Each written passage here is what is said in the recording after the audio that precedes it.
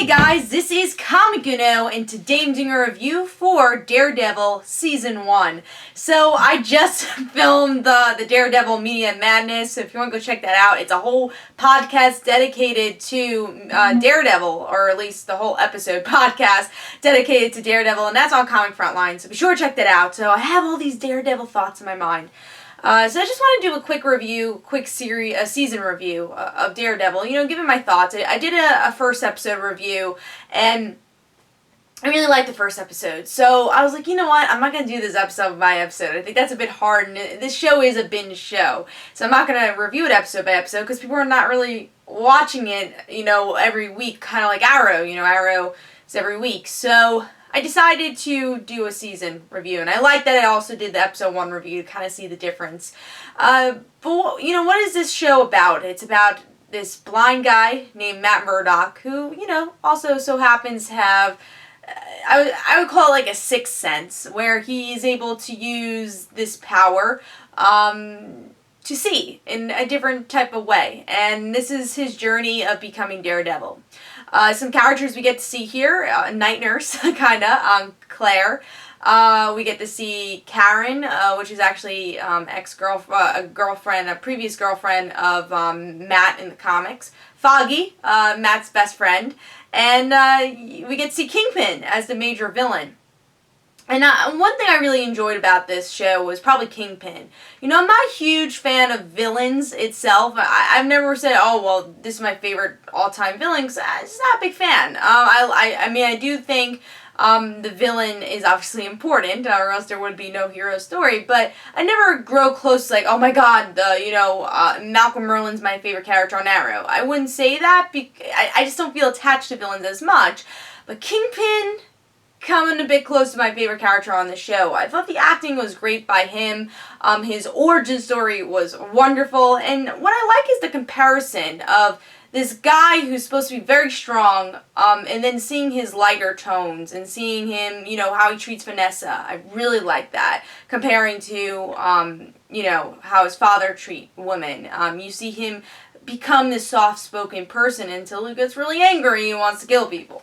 So I really enjoy Kingpin in this show. I thought he was a wonderful villain.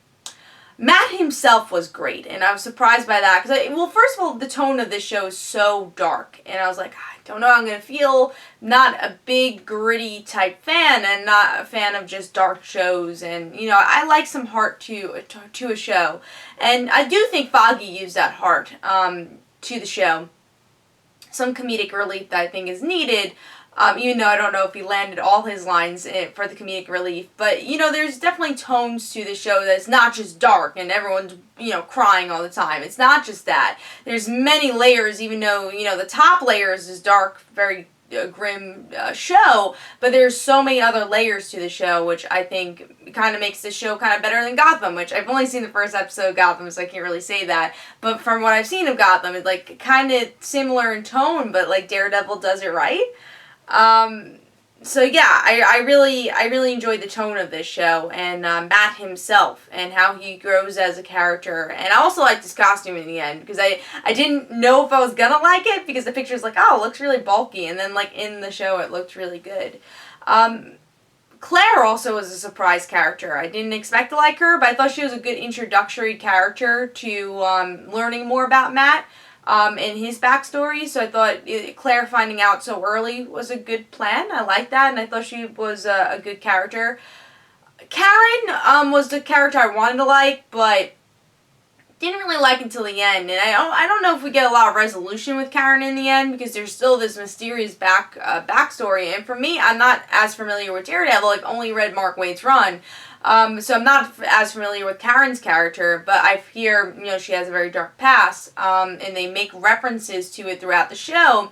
But for people that have never read the comics, which is a lot of people that are probably watching the show, it's just this random mystery that they never really end. But Karen does get really interesting as we get towards the end of the series, and she does some risky stuff. And I do like the actress. I think she played well as Karen. I just kind of wish they gave us a little bit more towards the end. But each character definitely gave a good element to the show, and even though this show is very much a slow burn, if you're binging it, especially as you get towards the end, it's just a wonderful, it has wonderful cinematography, it has great storytelling, and I think, Kingpin's a main reason of that too. I really enjoyed his character. I think he gave a lot to the show, and Matt himself, his religious aspect, this kind of inner conflict, and then the side characters were pretty good. Again, Foggy, I kind of wish, the same thing I said with my first episode review, I kind of wish we got to see a little bit more Foggy and Matt in their relationship. We don't get to see that until the end, so that's a bit of a shame. But overall, I really liked this show. I can't say I was totally attached to every character, which is weird. I would say I was the most attached to Kingpin. I think he had the most presence, and right after that, probably Matt. But I wanted to like more characters in the show, so that's something I will say, maybe because of the binge process, that's how I felt. But still a really awesome show that I totally recommend. And these are just little nitpicks I had about the show, but it's a blast. It's so well shot. It's a really well written show, and it's very tight. It's a very tight show. There's not a lot of filler episodes where they could have went that route, say, oh, here's the case of the week. They don't go that route. It's a very tight-knit show. Now, the shame is we don't know how long it's going to take to get a season 2, because we have the whole Jessica Jones, Iron Fist, and Luke Cage shows, which I'm super excited for. I'm a big Jessica Jones fan, so I'm really excited for that show. And also Luke Cage and Iron Fist, I'm excited for too. But Jessica Jones, I'm really excited for. And then we have the Defenders. So we don't know how long it's going to take for season 2. I hope we get to see Bullseye. I want to see Elektra. They made a lot of references at first. So I hope we get to see Elektra. Seemed like we'll get a little bit of the Hand in the next season, which is going to be exciting. But again, it's the wait. And I don't know if you count that in the review. I guess you can, because we have to wait so long for the next season.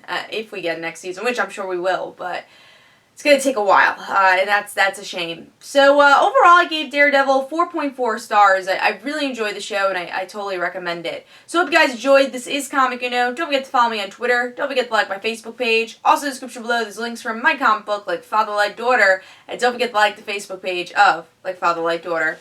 I'll see you guys later. Bye.